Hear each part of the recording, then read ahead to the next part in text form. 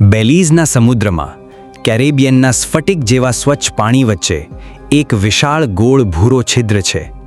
આકાશમાંથી જોવામાં તે સમુદ્રની મોટી કાળી આંખ જેવું લાગે છે. તેનું નામ છે ધ ગ્રેટ બ્લુ હોલ. આ ભૂરું છિદ્ર 300 મીટર પહોળું અને 125 મીટર ઊંડું છે. તે એક વિશાળકાય ડૂબેલી ગુફા જેવું છે. કહેવાય છે કે હજારો વર્ષો પહેલાં અહીં એક વિશાળ શહેર હતું, પરંતુ એક દિવસમાં સમુદ્ર ઉછળ્યો અને આખું શહેર પાણીમાં ડૂબી ગયું. હવે અહીં માત્ર એક ગોળ ભૂરો ખાડો છે. શહેરની દિવાલો પર વિશાળ ચૂનાના પથ્થરની સ્ટેલેક્ટાઇટ્સ લટકે છે. 1971માં વૈજ્ઞાનિક ઝેક વિલ્સન અહીં ડાઇવ કરવા ઉતર્યો.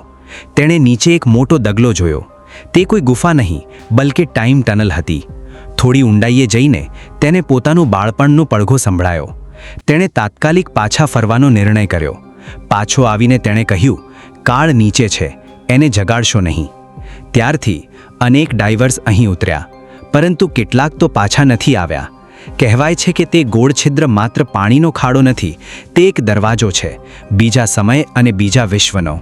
રાત્રે જ્યારે ચંદ્ર સીધો ઉપર હોય છે, ત્યારે અંદરથી વિચિત્ર પ્રકાશ અને ધૂન આવે છે. આજે પણ વૈજ્ઞાનિકો આ ભૂરા છિદ્રનું રહસ્ય સમજી શક્યા નથી.